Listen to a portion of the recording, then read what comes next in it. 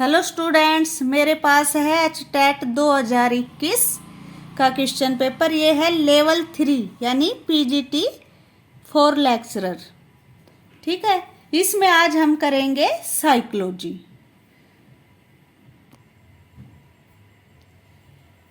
देखिए स्टूडेंट्स, इसमें एक भी उत्तर गलत नहीं है क्योंकि ये ऑफिशियल आंसर की है। क्वेश्चन 1 है, पहला बुद्धि परीक्षण किसने बनाया? तो इसका सही आंसर है 4, अल्फ्रेड बिने और साइमन ने। दूसरा है, मनोविज्ञान की शाखा जो यह अध्ययन करती है कि लोग पूरे जीवन काल में शारीरिक, संज्ञानात्मक और सामाजिक रूप से कैसे बदलते हैं, कहलाती है। तो इसका आंसर हुआ तीसरा, विकासात्मक मनोविज्ञान। तीसरा क्वेश्चन है, निम्नलिखित में से कौन सा जन्मजात अभिप्रेरक नहीं है? सुरक्षा, भूख, प्यास या विश्राम? तो इसका उत्तर होगा सुरक्षा। अगला है, यह किसने कहा कि किशोरावस्था दबाव, तनाव, तूफान तथा संघर्ष की अवस्था है? तो यह कहा था स्टेनले हॉल ने। अगला क्वेश्चन है, क्वेश्चन 5 है, निम्नलिखित में से कौन सा गैने द्वारा प्रदत्त अधिगम सोपानिकी सिद्धांत का उच्चतम स्तर है? तो इसमें हो जाएगा पहला उत्तर समस्या समाधान अधिगम। नंबर 6 है, निम्नलिखित में से कौन सी व्यक्तित्व मापन की अप्रक्षेपी तकनीक है? तो इसका उत्तर हो जाएगा दूसरा, समाजमितीय प्रविधि। नंबर 7 है, निम्नलिखित में से कौन सा अच्छे मानसिक स्वास्थ्य का लक्षण नहीं है? सांवेगिक परिपक्वता, आत्मविश्वास, असहनीयता, आत्म मूल्यांकन की क्षमता। तो इसका उत्तर तीसरा बिल्कुल सही है, असहनीयता। नंबर 8 है, निम्नलिखित में से कौन सा संप्रत्यय जीन पियाजे ने अपने संज्ञानात्मक विकास सिद्धांत में नहीं दिया है? तो इसमें नहीं का उत्तर देना है आत्मसातीकरण, संविष्टीकरण, सांकेतिक संतुलन। तो इसका उत्तर सही है, सांकेतिक नहीं दिया उसने। अगला क्वेश्चन है, निम्नलिखित में से कौन सा एक चरण चरित्र के विकास के संदर्भ में जेम्स ड्रेवर द्वारा निर्धारित चरणों में से नहीं है? अपरिष्कृत संवेगों का चरण, मनोभाव का चरण, आत्मसम्मान चरण या पारंपरिक चरण के अनुरूप? तो इसका आंसर चौथा सही है, पारंपरिक चरण के अनुरूप। 10वां क्वेश्चन है, संज्ञानात्मक विकास के सामाजिक सांस्कृतिक सिद्धांत के जनक कौन थे? तो ये थे वाइगोट्स्की, लेव वाइगोट्स्की। अगला है 11, निम्नलिखित में से कौन सी व्यक्तित्व मापन की प्रक्षेपी प्रविधि नहीं है? तो शब्द साहचर्य, साहचर्य परीक्षण, शब्द साहचर्य परीक्षण है, वाक्य पूर्ति परीक्षण भी है और चित्र कथानक परीक्षण भी है। वुडवर्थ का व्यक्तिगत दत्तपत्र नहीं है। अगला है, निम्नलिखित में से कौन सा कैटल द्वारा प्रतिपादित व्यक्तित्व के गत्यात्मक विशेषक का प्रकार नहीं है? तो अभिवृत्ति, तीव्र इच्छा, स्थायी भाव या रूढ़िवादी? तो रूढ़िवादी नहीं है।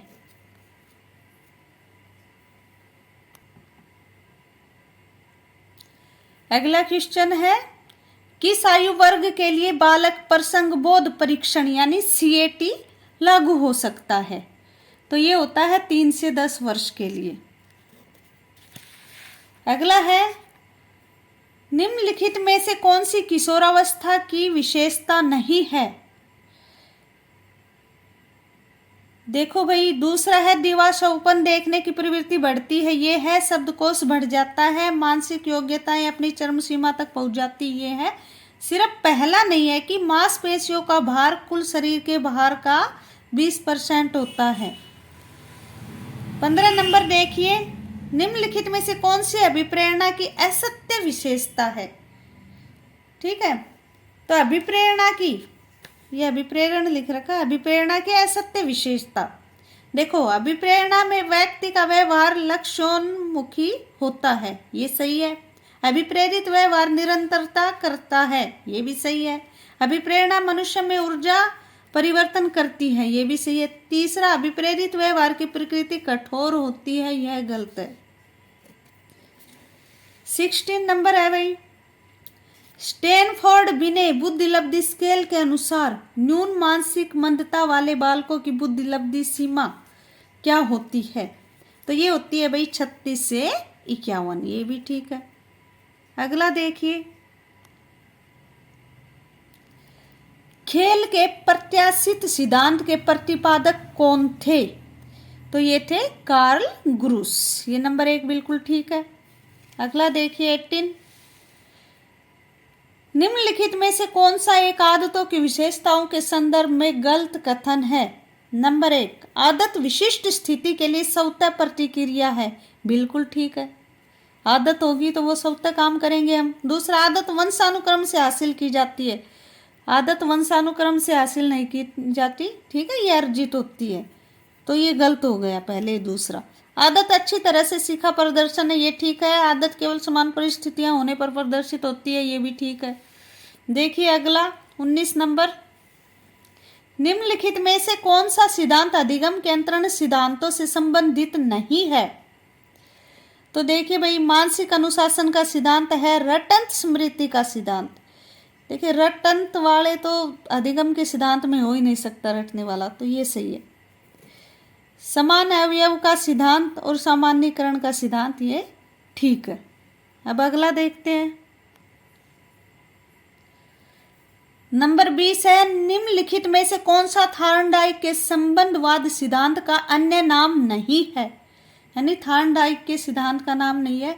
उद्दीपक अनुक्रिया सिद्धांत है, अधिगम का बंध सिद्धांत, ये भी है। अनुबंधित अनुक्रिया का सिद्धांत, ये नहीं है। प्रयास एवं त्रुटि का सिद्धांत भी है, तो ये तीसरा सही उत्तर हो जाएगा। 21 नंबर है, निम्नलिखित में से कौन सा आधुनिक मनोविज्ञान का व्यावहारिक दृष्टिकोण है? नंबर 1, खुले व्यवहार पर ध्यान केंद्रित करता है, ये बिल्कुल ठीक है भाई, तो पहला ही ठीक हो गया। अगला है, संज्ञानात्मक क्रियाओं पर ध्यान केंद्रित करता है, ये गलत है। जैविक घटनाओं पर केंद्रित है, ये भी गलत है। पुरुष पूर्वाग्रह की आलोचना पर केंद्रित है, ये भी गलत है। नंबर 22 देखिए, निम्नलिखित में से कौन सा एक मूल प्रवृत्तियों की विशेषताओं के संदर्भ में गलत कथन है? नंबर 1, मूल प्रवृत्ति जन्मजात होती है, बिल्कुल ठीक है। मूल प्रवृत्ति बहुत शक्तिशाली होती है, ये भी ठीक है। मूल प्रवृत्ति अल्पकालिक होती है, ये गलत है। मूल प्रवृत्ति मनोशारीरिक स्वभाव है, ये भी सही है, यानी इसके बारे में गलत, तीसरा ही है। अगला देखिए 23 नंबर, विचार, निर्णय लेने, भाषा और अन्य उच्च मानसिक प्रक्रिया से जुड़ी मानसिक गतिविधियों को कहा जाता है? क्या क्वेश्चन है? देखिए, विचार, निर्णय लेने, भाषा और अन्य उच्च मानसिक प्रक्रिया से जुड़ी मानसिक गतिविधियों को कहा जाता है। जैसे विचार करते हैं, निर्णय लेते हैं, है ना, कोई भी मानसिक प्रक्रिया करते हैं, तो किससे जुड़ी होती है? ये हमारे ज्ञान से जुड़ी होती है ना, जितना ज्ञान होता है उतने हम ये निर्णय लेना, मानसिक क्रिया, ये सब करते हैं, विचार करते हैं। तो दृश्य चित्र नहीं है। संज्ञान, संज्ञान दूसरा उत्तर बिल्कुल ठीक है। संप्रत्यय भी नहीं है और प्रस्ताव साध्य भी नहीं है। तो चलिए अगला क्वेश्चन देखते हैं, निम्नलिखित में से कौन सा कथन असत्य है? अधिगम एक प्रक्रिया है, न कि उत्पाद, बिल्कुल सही है। अधिगम प्रक्रिया सदैव उद्देश्य पूर्ण होती है, ये भी ठीक है। अधिगम का क्षेत्र व्यापक होता है, ये भी ठीक है। मूल प्रवृत्ति एवं प्रतिक्षेप क्रियाओं के द्वारा होने वाले व्यवहार के परिवर्तन भी अधिगम माने जाते। नहीं भाई, ये सही नहीं है, कोई भी व्यवहार अधिगम नहीं होता है, ठीक है। तो इसने असत्य पूछा था, तो यही नंबर 4 ही गलत है। अगला देखिए नंबर 25, निम्नलिखित में से कौन सा जेपी गिलफर्ड द्वारा प्रदत्त बुद्धि के त्रिविमीय प्रारूप के एक घटक विषय वस्तु का प्रकार नहीं है? यानी गिलफर्ड ने जो बुद्धि का त्रिविमीय प्रकार प्रारूप दिया था, उसका कौन सा घटक नहीं है? नंबर 1, अप्राकृतिक, वो है। प्रणाली नहीं है, सांकेतिक भी है और व्यावहारिक भी नहीं, व्यावहारिक भी है तो प्रणाली नहीं है। नंबर 26 देखिए, निम्नलिखित में से कौन सा स्मृति के तत्वों का सही तार्किक क्रम है? तो देखिए सही तार्किक क्रम भाई चौथा ही है, पहले अधिगम, फिर धारण, फिर पुनः स्मरण और फिर पहचान। ठीक है भाई। अगला क्वेश्चन देखिए, सृजनशीलता के पोषण एवं संवर्धन के लिए मस्तिष्क उद्वेलन विधि का प्रतिपादन किसने किया था? तो सृजनशीलता के लिए भाई मस्तिष्क उद्वेलन विधि का प्रतिपादन किया था ओसबर्न ने, ओसबर्न। ठीक है। 28 नंबर देखिए, निम्नलिखित में से कौन सा दबी हुई भावनात्मक ऊर्जा को निकालने का सही तरीका नहीं है? दबी हुई भावनात्मक ऊर्जा को निकालने का सही तरीका नहीं है भाई स्थानापन्न प्रतिक्रियाएं, ये सही है, ये है विस्थापन भी है, प्रतिगमन भी है,